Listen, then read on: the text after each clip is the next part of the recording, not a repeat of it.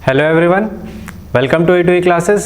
आज हम लोग स्टैंडर्ड 10 का ज्योग्राफी का फर्स्ट चैप्टर जो चल रहा था रिसोर्सेज एंड डेवलपमेंट, उसका सेकंड पार्ट को कंटिन्यू करेंगे। और इस वीडियो में हम लोग लैंड के बारे में जानेंगे कि लैंड एक रिसोर्स क्यों है, ठीक है, और लैंड का यूटिलाइजेशन हम लोग किस प्रकार कर सकते हैं, लैंड को किस रूप में यूज़ किया जा सकता है, प्लस भारत में उसको किस रूप में यूज़ किया जाता है, इसका क्या यूज़ पैटर्न रहता है। साथ में लैंड डिग्रेडेशन मतलब क्वालिटी में गिरावट, लैंड के क्वालिटी में गिरावट क्यों आ रहा है और इसके कंजर्वेशन के क्या उपाय हैं। सबसे पहला चीज़ तो लैंड की क्वालिटी में गिरावट क्यों आ रहा है और उसके कंजर्वेशन के क्या उपाय हैं। साथ में हम लोग सॉइल के बारे में जानेंगे, सॉइल क्या होता है, सॉइल किस प्रकार हमारे लिए एक रिसोर्स है, प्लस सॉइल प्रोफाइल के बारे में जानेंगे, क्लासिफिकेशन ऑफ सॉइल के बारे में जानेंगे कि इंडिया में कौन कौन से किस प्रकार के सॉइल पाए जाते हैं, what are the various types of soil found in India, and soil erosion और उसके कंजर्वेशन के बारे में भी हम लोग डिस्कस करेंगे। चलिए, हम लोग फर्स्ट पार्ट में ऑलरेडी पढ़ चुके हैं कि रिसोर्सेज क्या होते हैं, और आप लोग यदि फर्स्ट पार्ट को नहीं देखे हैं तो आप लोग चैनल पर विजिट कर सकते हैं, या नहीं तो डिस्क्रिप्शन में लिंक है, उसके फॉलो करके भी आप लोग फर्स्ट पार्ट को देख सकते हैं। तो फर्स्ट पार्ट में हम लोग ऑलरेडी ये डिस्कस कर चुके हैं कि हर वो चीज़ जो हमारी आवश्यकताओं को पूरा करती हैं उनको हम लोग रिसोर्स कह सकते हैं तीन कंडीशंस पर। टेक्नोलॉजिकली एक्सेसिबल होना चाहिए, कल्चरली एक्सेप्टेबल होना चाहिए और इकोनॉमिकली फिजिबल होना चाहिए। तो लैंड किस प्रकार हमारे लिए एक रिसोर्स है, इसको हम समझने का प्रयास करेंगे। सबसे पहले तो लैंड हमारे लिए बहुत यूज़फुल है, हमारी कई सारी ज़रूरतें लैंड से पूरी होती हैं। पहला, फूड कहाँ से आएगा, एग्रीकल्चर लैंड पे होता है, बिना लैंड के एग्रीकल्चर पॉसिबल नहीं है। अदर नेचुरल रिसोर्सेज के लिए भी हम लोग को लैंड पे डिपेंड रहना पड़ता है, जैसे हम लोग वुड का बात करें, फॉरेस्ट से मिलने वाले नेचुरल रिसोर्सेज का बात करें, या अदर दैन फॉरेस्ट हम लोग मिनरल्स का बात करें, तो ये सब जो नेचुरल रिसोर्सेज है ये सब हम लोग को लैंड प्रोवाइड करता है। साथ ही साथ लैंड जो है एक ट्रांसपोर्टेशन का मीडियम भी है। तो इन सब रीजंस से हम लोग क्या बोल सकते हैं कि लैंड एक बहुत वैल्यूएबल नेचुरल रिसोर्स है। सो अगर पूछा जाए कि why is land considered a natural resource या वेरी वैल्यूएबल नेचुरल रिसोर्स, तो हम लोग क्या बोल सकते हैं। सबसे पहला चीज, इट सस्टेन्स लाइफ। बिना धरती के जीवन नहीं है, जीवन को सस्टेन कर रहा है लैंड, इसलिए लैंड इंपॉर्टेंट है। दूसरा चीज, it supports agriculture, it also provides other natural resources. जितनी भी आवश्यक प्राकृतिक संसाधन है, नेचुरल रिसोर्सेज है, ये हम लोग को लैंड प्रोवाइड कर रहा है। और अगर लैंड के रिलीफ फीचर्स के बारे में बात करें तो भारत में जो है बेसिकली तीन टाइप्स के रिलीफ फीचर्स ज़्यादातर पाए जाते हैं। एक तो माउंटेन हिमालयाज़ के फॉर्म में, दूसरे जो है डेक्कन प्लेटू रीजन के फॉर्म में, और तीसरा जो है नॉर्दर्न प्लेन्स, प्लेन लैंड यानी कि समतल भूमि के रूप में। ठीक है, भारत में जितने भी लैंड हैं उस पे बेसिकली यही तीन जो है रिलीफ फीचर्स ज़्यादातर पाए जाते हैं। और इसमें यदि देखें क्या शेयर है, क्या परसेंटेज है इनका, एक पाई चार्ट के माध्यम से समझेंगे कि इनका क्या क्या कितना परसेंटेज है। तो ये जो ब्लू कलर का रीजन आपको दिख रहा है ये प्लेन्स का रीजन है, 43% ऑलमोस्ट जो है टोटल इंडिया का जो टेरिटरी है उसका प्लेन्स है। बाकी जो है ये मरून कलर का जो लैंड दिख रहा है आपको, जो पाई चार्ट का जो पोर्शन दिख रहा है, ये माउंटेन्स को सिग्निफाई करता है। 30% of the land comprises of mountains and the rest 27% is plateaus। ठीक है, मतलब इंडिया में तीनों रिलीफ फीचर्स का, माउंटेन्स का, प्लेन्स का और प्लेट्यूज का क्या शेयर है, क्या परसेंटेज है, कितना परसेंटेज माउंटेन्स है, कितना परसेंटेज प्लेन्स है, वो इस पाई चार्ट में रिप्रेजेंट किया गया है। नेक्स्ट, इस सेक्शन में हम लोग ये देखेंगे कि लैंड यूटिलाइजेशन क्या होता है। तो सबसे पहले यूटिलाइजेशन मतलब यूज़, इसका क्या यूटिलाइजेशन है, क्या यूज़ है, लैंड को हम लोग किस किस प्रकार से यूज़ कर सकते हैं। तो सबसे पहला चीज़ है कि फॉरेस्ट के फॉर्म में कुछ लैंड जो हमारे पास अवेलेबल है उसका कुछ परसेंटेज जो है फॉरेस्ट के फॉर्म में हमारे पास नेचुरली अवेलेबल है। जैसे ये रहा फॉरेस्ट, कुछ लैंड को हम लोग फॉरेस्ट के रूप में यूज़ कर दिए। और जो फॉरेस्ट नहीं है, जो फर्टाइल लैंड है, मतलब जो उपजाऊ ज़मीन है, उस पर हम लोग खेती कर सकते हैं, कल्टीवेशन प्रैक्टिस कर सकते हैं। जैसे ये एक फर्टाइल लैंड है, इस पर हम लोग खेती कर रहे हैं, ठीक है, कल्टीवेशन कर रहे हैं, ठीक है। तो कुछ लैंड को हम लोग फॉरेस्ट के रूप में यूज़ कर सकते हैं, और जो फर्टाइल लैंड है उसको हम लोग कल्टीवेशन के रूप में यूज़ कर सकते हैं, कल्टीवेशन के लिए यूज़ कर सकते हैं।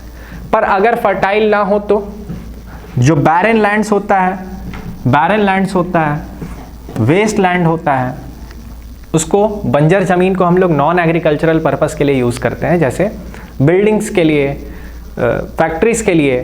तो हम लोग क्या कर रहे हैं, जो नॉन एग्रीकल्चरल पर्पस है, यूज़ है, उसको, उसके लिए जो हम लोग वेस्ट लैंड को प्रेफर करते हैं, बैरन लैंड्स को प्रेफर करते हैं, क्योंकि फर्टाइल लैंड्स पे हम लोग कल्टीवेशन प्रैक्टिस कर रहे हैं, और जो वेस्ट लैंड है, जो बंजर ज़मीन है, उस पर हम लोग नॉन एग्रीकल्चरल पर्पस के लिए यूज़ कर रहे हैं। उस पर हम लोग बिल्डिंग्स कंस्ट्रक्ट कर रहे हैं, रोड्स कंस्ट्रक्ट कर रहे हैं, फैक्ट्रीज कंस्ट्रक्ट कर रहे हैं, ठीक है।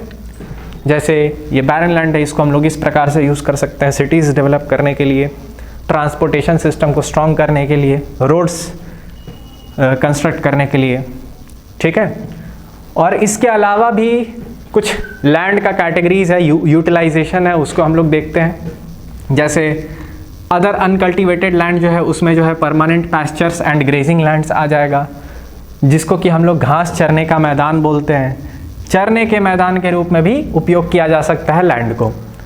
तो लैंड को इस फॉर्म में भी उपयोग किया जा रहा है। प्लस कल्चरेबल वेस्ट लैंड, कुछ ऐसा वेस्ट लैंड भी हो सकता है जिस पर कल्टीवेशन प्रैक्टिस किया जा सकता है, पर उसको खुला छोड़ा गया है। इसी कैटेगरी में यदि देखें तो एक और लैंड का नया कैटेगरी है फैलो लैंड, जिसको बोलते हैं फैलो लैंड, मतलब ये खुला ज़मीन है, जिसको कि हम लोग बेयर लैंड बोलते हैं। यहाँ पर जो है एग्रीकल्चर कभी होता था पर रोक दिया गया है। अगर 5 इयर्स का ड्यूरेशन में रोका गया है तो इसको हम लोग बोलेंगे फैलो लैंड्स। अगर विद इन 1 ईयर या उससे कुछ समय या उससे कंपेरेबल टाइम के लिए रोका गया है तो उसको करंट फैलो लैंड कहा जाता है। That is fallow land refers to bare land in which crops are not cultivated for 5 years or more. और current fallow land क्या होता है? Current fallow land is the land that is left uncultivated for 1 or less than 1 agricultural year. 1 साल या उससे भी कम समय के लिए जो लैंड को, जिस लैंड को खुला छोड़ दिया गया है विदाउट एनी एग्रीकल्चर, उसको हम लोग करंट फैलो लैंड की कैटेगरी में रखते हैं।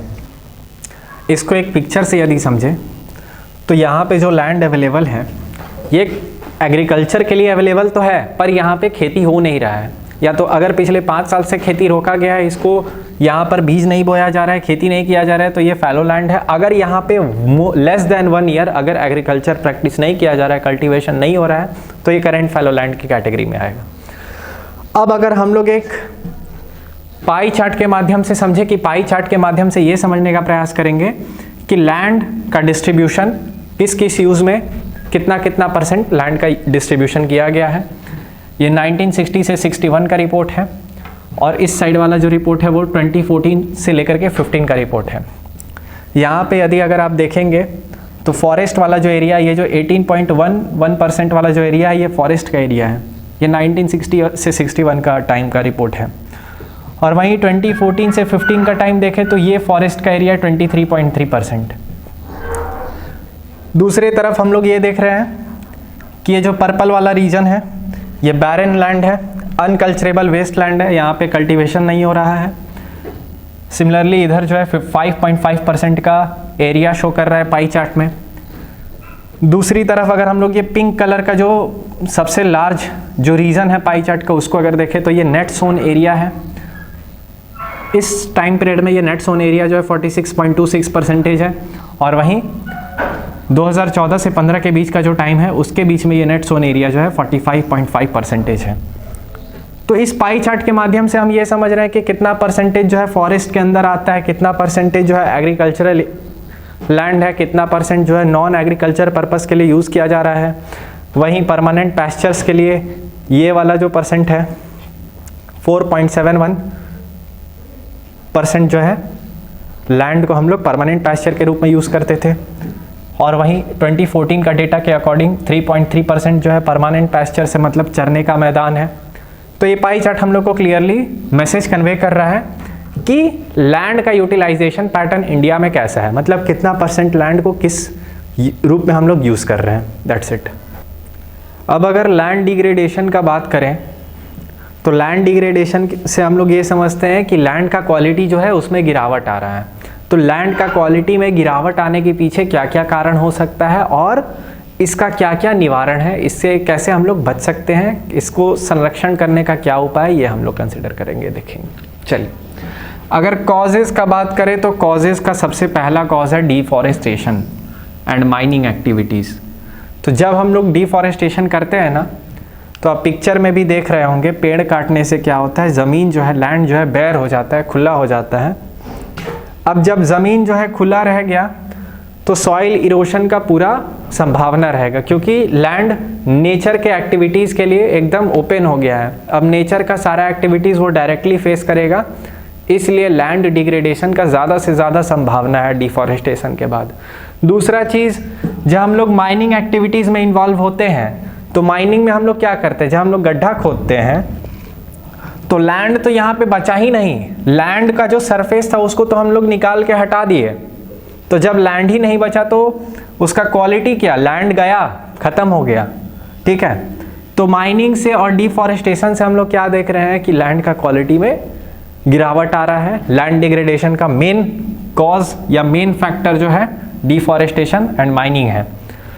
अदर कॉजेज़ पे यदि अगर चले हम लोग तो दूसरे कॉजेज़ में देखते हैं ओवर ग्रेजिंग। ज़्यादा घास चरने से भी या ज़्यादा ओवर ग्रेजिंग से भी हम लोग क्या देख रहे हैं, ओवर ग्रेजिंग से लैंड जो है खुला हो जा रहा है, ओपन हो जा रहा है नेचर के एक्टिविटीज़ के लिए, क्योंकि इसके ऊपर ट्रीज़ का, ग्रासलैंड्स का या ग्रासेस का, श्रब्स का एक प्रोटेक्टिव लेयर है लैंड के ऊपर। लैंड के ऊपर जितने भी ग्रासेस हैं, श्रब्स हैं, ट्रीज़ हैं, वो सब एक प्रकार का प्रोटेक्टिव लेयर का काम कर रहे हैं, प्रोटेक्शन का काम कर रहे हैं। लेकिन यहाँ पे अगर वो हट जाएगा तो फिर लैंड का प्रोटेक्शन ही नहीं हो रहा है, इसलिए ओवर ग्रेजिंग एक रीज़न है, डिफॉरेस्टेशन एक रीज़न है, माइनिंग एक रीज़न है। नेक्स्ट कॉज की तरफ देखें तो वह है सॉइल इरोजन। सॉइल इरोजन में तो सॉइल ही नहीं रह रहा है, सॉइल जो है वो लैंड का सबसे टॉप मोस्ट पार्ट है और उसका हट जाना को ही सॉइल इरोजन कहते हैं, बाई वाटर, विंड। अब सॉइल इरोजन एक बहुत बड़ा कॉज है जिसको कि हम लोग इसी चैप्टर में, इसके नेक्स्ट सेक्शन में हम लोग डिस्कस करेंगे सॉइल के बारे में। Excessive use of chemical fertilizer and pesticides. Chemical fertilizers और पेस्टिसाइड्स क्या करते हैं, लैंड में टॉक्सिक मटेरियल्स का क्वांटिटी को इंक्रीज कर देते हैं। टॉक्सिक मटेरियल्स जैसे कि वो मटेरियल्स जो लिविंग ऑर्गेनिजम्स के लिए अच्छे नहीं हैं, ठीक है। तो केमिकल फर्टिलाइजर्स और पेस्टिसाइड से हार्मफुल मटेरियल जो है, हार्मफुल सब्सटेंसेस का जो क्वांटिटी है लैंड में इंक्रीज होता है, इसलिए भी लैंड का क्वालिटी इससे खराब होता है, डिग्रेड होता है। लैंड डिग्रेडेशन का ये भी एक रीज़न है। नेक्स्ट कॉज जो है वो है ओवर इरिगेशन। ओवर इरिगेशन का मतलब है ज़्यादा पानी डालना। अब ज़्यादा पानी डालने से क्या होता है, तो ज़्यादा पानी डालने से आप पिक्चर में देख सकते हैं सॉइल इस प्रकार का हो जाता है, सॉइल ऐसा हो जाता है, ये आपको दिख रहा होगा। सॉइल जो है सलाइन नेचर का हो गया है, इसमें जो है एग्रीकल्चर बहुत डिफ़िकल्ट होता है, नहीं, पॉसिबल ही नहीं है ऐसा soil. This type of soil is not fit for agriculture. इससे जो है लैंड का क्वालिटी ना केवल गिरता है, ओवर इरिगेशन से, वाटर लॉगिंग से सॉइल का, लैंड का क्वालिटी बहुत डिग्रेड करता है। अब हम लोग कॉजेज देख चुके हैं, अब हम लोग इसके कंजर्वेशन और इससे बचा कैसे जाए उस पर बात करेंगे। अब हम लोग कंजर्वेशन मेजर्स को देखेंगे कि मतलब लैंड का संरक्षण का क्या क्या उपाय है, ज़मीन को कैसे हम लोग कंजर्व कर सकते हैं, इसका कंजर्वेशन का क्या स्टेप्स हम लोग फॉलो कर सकते हैं। चलिए, कंजर्वेशन मेजर्स। अगर डिफॉरेस्टेशन से लैंड का क्वालिटी डिग्रेड हो रहा है तो हम लोग डिफॉरेस्टेशन को रोकने के लिए और उसका प्रभाव को कम करने के लिए एफॉरेस्टेशन करेंगे। मतलब जंगल काटने से अगर लैंड का क्वालिटी डिग्रेड हो रहा है तो हम लोग जंगल लगाएंगे ताकि उसका जो नेगेटिव इफेक्ट्स है उसको काउंटर कर सके। प्लस अगर माइनिंग से क्या हो रहा है कि यदि लैंड का क्वालिटी डिग्रेड हो रहा है तो उसके ऊपर कंट्रोल लगाएंगे कि भाई कंट्रोल करो ऐसी एक्टिविटीज़ को जिनसे लैंड का क्वालिटी डिग्रेड हो रहा है, उस पर एक कंट्रोल ओवर माइनिंग करेंगे। उसके बाद अगर ओवर ग्रेजिंग मतलब ज़्यादा घास चरने से लैंड अगर खुला रह जा रहा है, लैंड के ऊपर का जो प्रोटेक्टिव लेयर है वो यदि हट जा रहा है तो उसको रोकेंगे हम लोग, कंट्रोल करेंगे ओवर ग्रेजिंग को। ओवर ग्रेजिंग के ऊपर हम लोग कंट्रोल स्टैब्लिश करेंगे। सॉइल इरोजन को रोकेंगे ताकि सॉइल इरोजन के चलते जो है लैंड का क्वालिटी ख़राब ना हो। हम लोग देखें कि सॉइल इरोजन से क्या होता है, लैंड का अपर लेयर जो है रिमूव हो जाता है जिससे लैंड डिग्रेडेशन होता है। तो हम लोग सॉइल इरोजन का कंजर्वेशन मेजर्स, प्रिवेंशन मेजर्स को अडॉप्ट करेंगे। और कौन कौन से स्टेप्स है सॉइल इरोजन को रोकने के लिए, ये हम लोग इसके नेक्स्ट वाले सेगमेंट में देखेंगे। तब तक हम लोग बस इतना कंसिडर कर सकते हैं कि सॉइल इरोजन को हम लोग रोकेंगे तो लैंड डिग्रेडेशन को रोका जा सकता है। इसके अलावा हम लोग excessive use of chemical fertilizers and pesticides को भी कंट्रोल करेंगे कि पेस्टिसाइड्स और केमिकल फर्टिलाइजर्स के ज़्यादा उपयोग करने से लैंड में टॉक्सिक मटेरियल्स ज़्यादा होते हैं। अगर उनको कंट्रोल करेंगे तो लैंड का भी डिग्रेडेशन नहीं होगा, उसको भी कंट्रोल किया जा सकेगा। नेक्स्ट रीज़न जो है वो था केमिकल फर्टिलाइज़र। तो केमिकल फर्टिलाइज़र के जगह पे हम लोग ऑर्गेनिक फर्टिलाइज़र्स का भी उपयोग कर सकते हैं, जैसे मैन्योर, ये भी एक तरीका हो सकता है। और अगर इरिगेशन, ओवर इरिगेशन एक कॉज है तो हम लोग ओवर इरिगेशन को भी रोक सकते हैं। प्रिवेंटिंग ओवर इरिगेशन ये भी एक बहुत अच्छा तरीका हो सकता है लैंड डिग्रेडेशन को रोकने का। ठीक है, चलिए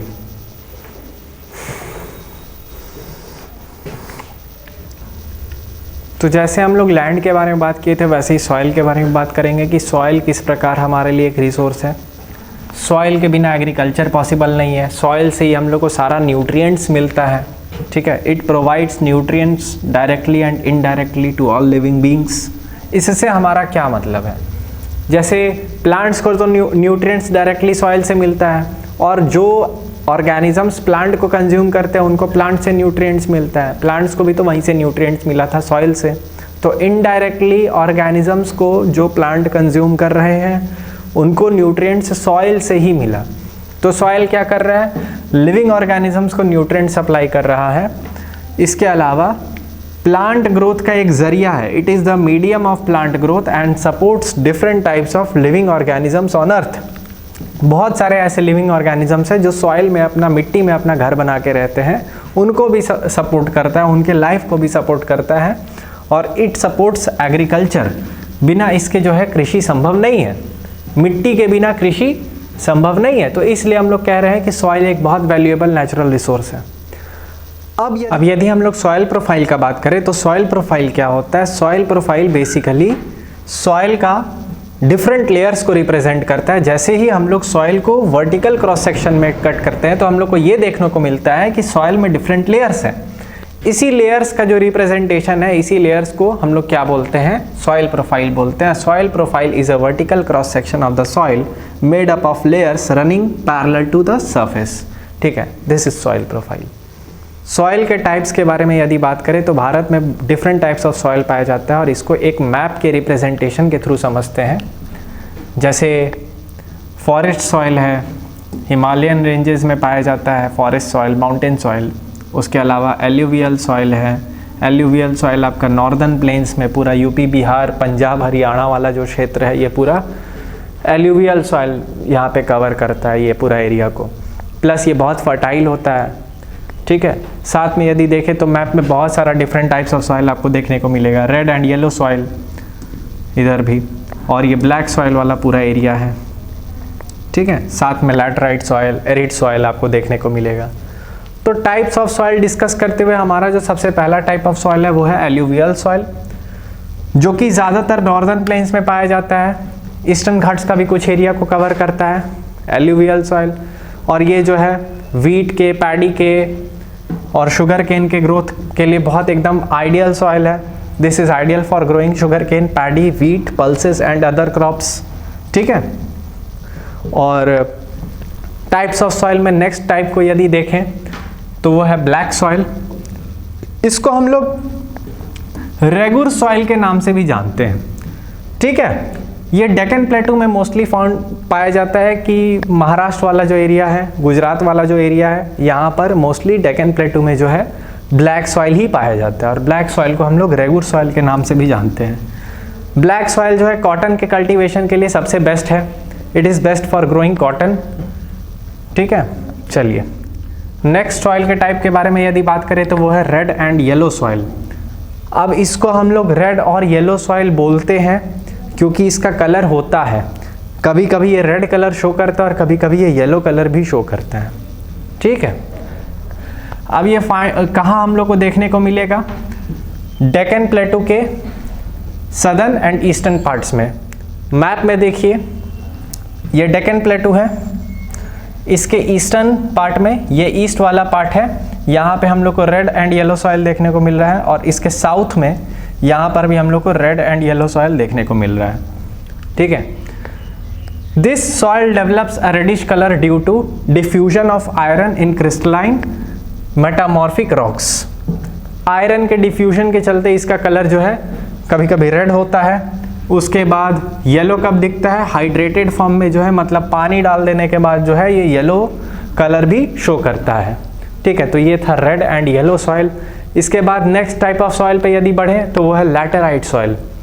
लैटेराइट सॉइल जो है ये wet and hot tropical areas में पाया जाता है, ज़्यादातर आपको सदर्न स्टेट्स में, वेस्टर्न घाट्स में देखने को मिलेगा।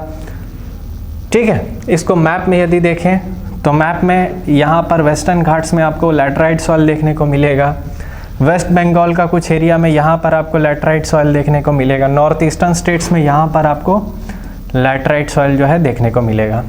ठीक है, अब नेक्स्ट सॉइल की तरफ यदि हम लोग बढ़ते हैं वो है एरिड सॉइल।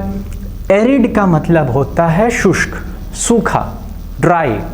ये जो है ड्राई होता है, वाटर कंटेंट इसमें बहुत कम होता है, नहीं के बराबर होता है। सैंडी टेक्सचर होता है, मतलब टच करने पे बालू जैसा लगता है।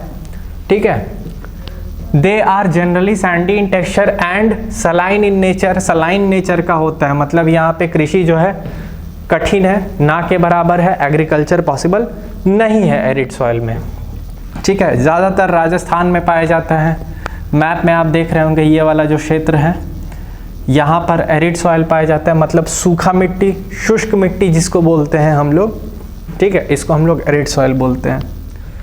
अब अगर हम लोग फॉरेस्ट सॉइल का बात करें तो these soils are found in hilly and mountainous areas where sufficient rain forest are available. Basically Himalayan areas में पाया जाता है, माउंटेनस एरियाज में पाया जाता है। आप मैप में भी देख सकते हैं, मैप में ये वाला जो एरिया है ये पूरा फॉरेस्ट एंड माउंटेन सॉइल से कवर्ड है। ये पूरा एरिया, ये पूरा हिमालय का एरिया। ठीक है, चलिए अब हम लोग सॉइल इरोजन के बारे में बात करेंगे। तो सॉइल इरोजन क्या होता है? सॉइल इरोजन मतलब बेसिकली जो सॉइल है उसका अपर लेयर का हट जाना by the action of wind, water, इन सब के एक्शन से। ठीक है, the weathering away of top soil by natural agents like wind, water. तो इनके एक्शन से क्या होता है? बेसिकली जब पानी जब बहता है तो अपने साथ साथ मिट्टी का भी कुछ पार्टिकल्स को बहा लेता है, मिट्टी को भी बहा लेता है, जिससे क्या होता है, मिट्टी का जो सबसे ऊपर वाला लेयर है वो हटने लगता है। इसी प्रक्रिया को सॉइल इरोजन यानी कि मिट्टी की कटाई कहते हैं। अब अगर हम लोग इरोजन का कुछ टाइप्स का बात करें तो एक टाइप हम लोग के सामने आता है, वो है गली इरोजन। इसमें क्या होता है, पानी क्या करता है, सॉइल का जो लेयर है उसको काट देता है, उसमें पतला पतला गली बना देता है, पतला पतला जो है एरिया जो है लाइंस क्रिएट कर देता है। जैसे अगर आप फिगर में देखिएगा तो यहाँ पे आपको दिख रहा होगा ये पतला पतला जो है एरिया जो है गली जो है पानी के एक्शन से कट गया है, बन गया है, इसको हम लोग गली इरोजन कहते हैं। That is when the running water cuts through the clayey soil and makes deep channels as gullies, then it is known as gully erosion. ठीक है, नाम जो है आपको फिगर में ही दिख रहा है कि इसको गली इरोजन क्यों कहा जाता है। नेक्स्ट है हमारे पास शीट इरोजन। शीट का मतलब क्या होता है, जैसे आप लोग पेपर देखे होंगे, पेपर क्या एक शीट है। तो शीट इरोजन में क्या होता है कि सॉइल का पूरा एक लेयर यूनिफॉर्मली हट जाता है। सॉइल का क्या होता है, पूरा एक लेयर, अपर लेयर चारों तरफ से जो है थोड़ा थोड़ा लेयर जो है हट जाता है, इसको हम लोग शीट इरोजन कहते हैं। लगता है कि एक पूरा शीट हटा दिया गया है सॉइल का। ठीक है, जैसे आप फिगर में यदि देखिएगा तो यहाँ पे सॉइल जो है पूरा एकदम खुला है। ठीक है, इसमें जो है पूरा एक लेयर हट गया। ठीक है, जैसे एक लेयर हटा दिया गया, किसके चलते हटा? तो विंड और वाटर के चलते हटा। इस टाइप का जो इरोजन होता है इसको हम लोग शीट इरोजन बोलते हैं। That is when a shallow sheet of water flows over the ground surface resulting in the removal of uniform layer of soil from the soil surface. This is known as sheet erosion.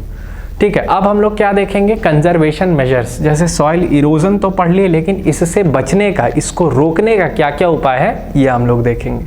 चलिए, अगर हम लोग बात करें conservation of soil का, मतलब soil को हम लोग कंजर्व कैसे कर सकते हैं, सॉइल इरोजन को प्रिवेंट कैसे कर सकते हैं, या सॉइल इरोजन का काउंटर मेजर्स क्या क्या हो सकता है, तो इस क्रम में बढ़ते हुए सबसे पहला और बेस्ट मेथड है एफॉरेस्टेशन। क्यों? क्योंकि हम लोग देख चुके हैं कि जंगल के कटने से क्या होता है, सॉइल जो है डायरेक्ट एक्शन रिसीव करता है, सॉइल का जो प्रोटेक्शन है वो हट जाता है। ट्रीज, ग्रासेस, बुशेस, ये सब क्या करता है? सॉइल को प्रोटेक्शन प्रोवाइड करता है, उसके जो जड़ होते हैं वे सॉइल को पकड़ के रखते हैं और उसके पोजीशन को मेंटेन करके रखते हैं। लेकिन अगर वो रहेगा नहीं तो सॉइल जो है डायरेक्ट एक्शन रिसीव करेगा वाटर का, विंड का, और वो अपना पोजीशन से हट जाएगा। ठीक है, रिमूव हो जाएगा सॉइल। इसी को तो हम लोग सॉइल इरोजन कहते हैं ना। तो एफॉरेस्टेशन यदि हम लोग करेंगे, जंगल लगाएंगे और पेड़ लगाएंगे, तो इससे सॉइल इरोजन बचेगा, कम होगा, काउंटर मेजर का काम करेगा। नेक्स्ट, तो शेल्टर बेल्ट्स क्रिएट कर सकते हैं। शेल्टर बेल्ट्स का मतलब है जैसे हम लोग श्रब्स का, ग्रासेस का, ट्रीज का, लाइन्स, जैसे लाइन लगा दिए हम लोग, प्लांट कर दिए, रोज में प्लांट कर दिए, ऐसे भी प्लांट कर दिए, तो इसको हम लोग शेल्टर बेल्ट्स बोलते हैं। ठीक है, जैसे आप लोग फिगर में देख सकते हैं, यहाँ पे हम लोग ट्रीज का, श्रब्स का और बुशेस का जो है प्लांट कर दिया लाइन बाय लाइन रोज में। ठीक है, इसको हम लोग क्या बोलते हैं? शेल्टर बेल्ट्स बोलते हैं। ये लोग क्या करेगा? सॉइल का पोजीशन को होल्ड करके रखेगा, जिससे सॉइल का जो लेयर है वो रिमूव नहीं होगा, वो सॉइल जो है अपने जगह पर स्थिर रहेगा। ये एक बहुत अच्छा मेथड है सॉइल कंजर्व करने का, सॉइल इरोजन को प्रिवेंट करने का बहुत बढ़िया काउंटर मेजर है। नेक्स्ट, तो prevent over grazing. Over grazing से हम लोग देख चुके हैं कि बुशेस और ग्रासेस जो हैं, जो कि सॉइल को प्रोटेक्शन प्रोवाइड करते हैं, वो हट जाते हैं और सॉइल जो है खुला ओपन हो जाता है। तो इस चीज़ को रोकने के लिए हम लोग ओवर ग्रेजिंग को रोक सकते हैं। ओवर ग्रेजिंग को रोकेंगे तो भी हम लोग कंजर्वेशन ऑफ सॉइल में एक स्टेप ले सकते हैं। ठीक है, और क्या मेथड्स हो सकता है? तो और सॉइल को खुला नहीं छोड़ना है। ठीक है, बेसिक मीनिंग है कि डोंट लीव सॉइल बेयर। जैसे हम लोग इस फिगर में देख रहे हैं कि सॉइल जो है पूरा एकदम खुला हुआ है, इसके ऊपर न श्रब्स है, न बुशेज है, न ग्रास है, कुछ नहीं है, तो सॉइल जो है नेचर का डायरेक्ट एक्शन रिसीव कर रहा है, इसके ऊपर कोई प्रोटेक्शन नहीं है। वहीं अगर खुला नहीं रहेगा तो सॉइल इरोजन नहीं होगा। इसके ऊपर हम लोग प्लांट्स का, ट्रीज का शेल्टर बेल्ट्स लगा सकते हैं, ओवर ग्रेजिंग होने से रोक सकते हैं। ठीक है, और क्या क्या स्टेप्स ले सकते हैं? तो टेरेस फार्मिंग कर सकते हैं और कंटूर प्लाविंग। ये दोनों जो मेथड्स हैं हिली एरियाज में सॉइल इरोजन को प्रिवेंट करने का काउंटर मेजर का काम करता है, बहुत अच्छा मेजर्स का काम करता है। ठीक है, इन दोनों का मतलब समझ लीजिए। टेरेस फार्मिंग जो है हिल्स के स्लोप पर सीढ़ी नुमा आकृति बनाने को हम लोग टेरेस फार्मिंग बोलते हैं। Creating steps like structure on the slopes of hilly areas. वही कंटूर प्लाविंग क्या होता है? It is ploughing done at right angle to the hill slopes. इसको फिगर के माध्यम से समझेंगे और दोनों में अंतर क्या ये भी देखेंगे। ये है टेरेस फार्मिंग, आपको दिख रहा होगा सीढ़ी नुमा आकृति बना दिया गया है हिल के स्लोप पर इससे फायदा क्या होता है? इससे फायदा ये होता है कि पानी मान लीजिए अगर गिरेगा तो पानी का गति कम हो जाएगा। अगर सीधा स्लोप होता तो पानी एकदम स्पीड से गिरता और सॉइल का लेयर को रिमूव कर देता। वहीं इस कंडीशन में सीढ़ी नुमा आकृति होने से क्या होगा? पानी का जो गिरने का जो स्पीड है वो बहुत कम हो जाएगा और ये जो फ्लैट सरफेस है वो पानी को गिरने से भी रोकेगा। स्लोप का भी काम नहीं करेगा, ये स्लोप को काउंटर करने का काम करेगा। वहीं कंटूर प्लाविंग में क्या होता है कि हम लोग सिर्फ हल चला देते हैं। ठीक है, यहाँ पर सरफेस का जो एरिया है उससे 90 डिग्री पे परपेंडिकुलर जो है हम लोग प्लाविंग कर देते हैं, इसी को हम लोग कंटूर प्लाविंग कहते हैं। दिखने में दोनों सेम दिखेगा पर बहुत अंतर होता है। कंटूर प्लाविंग में हम लोग स्लोप का जो स्ट्रक्चर है उसको चेंज नहीं कर रहे हैं, वहीं टेरेस फार्मिंग में हम लोग स्लोप का स्ट्रक्चर को चेंज कर रहे हैं। स्ट्रक्चर मतलब शेप दिख रहा है ना, शेप हम लोग चेंज कर दिए, काट दिए और उसको टेरेस लाइक स्ट्रक्चर दे दिए, सीढ़ी नुमा आकृति बना दिए। वहीं इसमें हम लोग स्लोप को कोई कटाई नहीं करते हैं, स्लोप को एज इट इज रहने देते हैं, बस उस पर प्लाविंग कर देते हैं। ठीक है, तो ये हो गया कंटूर प्लाविंग और ये हो गया टेरेस फार्मिंग, जो कि एक बहुत अच्छा मेथड है हिली एरियाज में सॉइल इरोजन को रोकने का। नेक्स्ट अगर हम लोग देखें तो केमिकल फर्टिलाइजर एंड पेस्टिसाइड्स का यूज में रिडक्शन ला सकते हैं, reducing the use of chemical fertilizers and pesticides. Chemical fertilizer और पेस्टिसाइड्स क्या करता है, सॉइल को डिग्रेड करने का काम करता है, इसमें टॉक्सिक मटेरियल्स को इंट्रोड्यूस कर देता है। इसको भी हम लोग रोक सकते हैं इनके यूज को कम करके। ठीक है, तो ये कुछ हम लोग मेजर्स देखे जिससे हम लोग सॉइल इरोजन को प्रिवेंट कर सकते हैं। तो गाइज, अगर आपने ये सेशन बहुत ध्यान से देखा है तो कुछ क्वेश्चंस है जिसका आंसर आप लोग बहुत इजीली कर पाएंगे। जैसे क्वेश्चन है हमारे पास, why is land considered as resource, तो हम लोग पहले ही डिस्कस कर चुके हैं। इस सेशन का सबसे पहला पॉइंट ही यही था कि लैंड को हम लोग रिसोर्स कंसिडर क्यों करेंगे।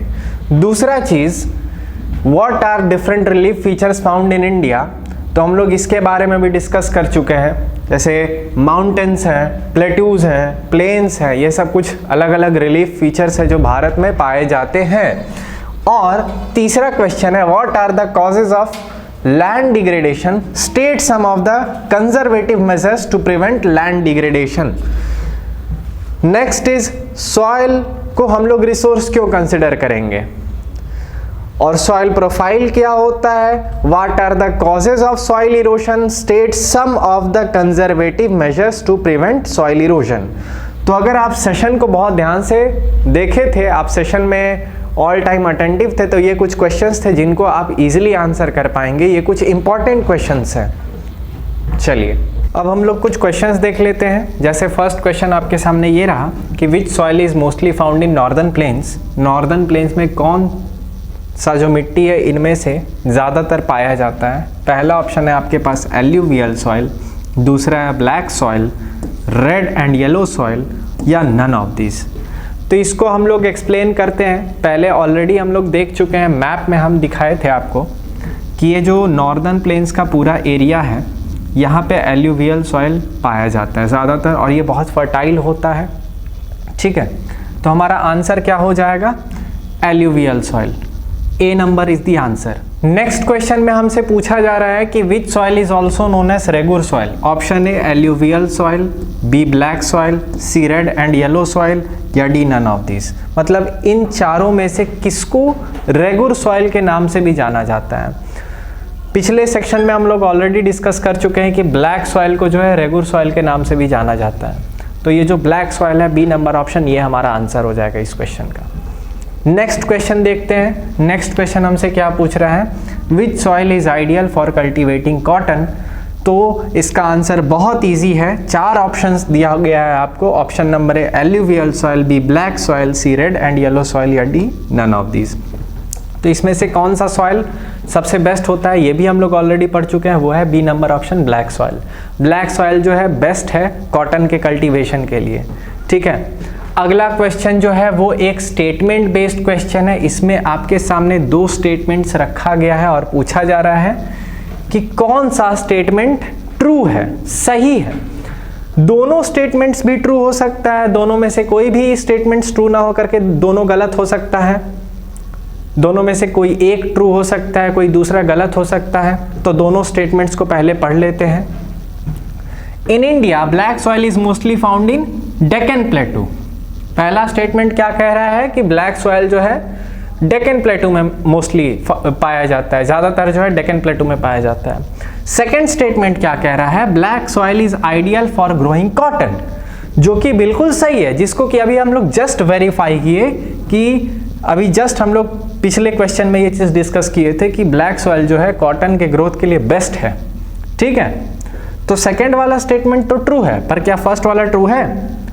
आपको याद होगा मैप में हम लोग डिस्कस किए हैं, ये डेक्कन प्लेटू का एरिया, यहाँ पे ब्लैक सॉइल सबसे ज़्यादा पाया जाता है। तो सेकंड वाला स्टेटमेंट भी सही है, ब्लैक सॉइल जो है इंडिया में ज़्यादातर डेक्कन प्लेटू में ही पाया जाता है। इनफैक्ट सबसे ज़्यादा आप देखिए तो और कहीं आपको ज़्यादातर देखने को नहीं मिलेगा, सब जगह alluvial soil, arid soil, red and yellow soil ही है, ज़्यादातर यहीं पाया जा रहा है। गुजरात में, महाराष्ट्र में, बेसिकली डेक्कन प्लेटू वाला रीजन कवर कर रहा है। तो इसका आंसर क्या होगा? फर्स्ट वाला स्टेटमेंट ट्रू है, सेकेंड स्टेटमेंट भी ट्रू है, this means both are true. तो किस में ये चीज़ कहा जा रहा है? ओनली वन में, ओनली टू में, बोथ वन एंड टू में? तो हमारा सी ऑप्शन में ये चीज़ फुलफिल हो रहा है, both one and two are correct. इसके साथ आपका स्टैंडर्ड 10 का ज्योग्राफी का फर्स्ट चैप्टर यहीं पे कंप्लीट होता है। आपको ये वीडियो यदि हेल्पफुल लगा तो आप वीडियो को लाइक करें, चैनल को सब्सक्राइब करें और फर्स्ट पार्ट को ज़रूर देखें, जिसका कि लिंक डिस्क्रिप्शन में मेंशन किया गया है और आप चैनल पर विजिट करके भी देख सकते हैं। Thank you.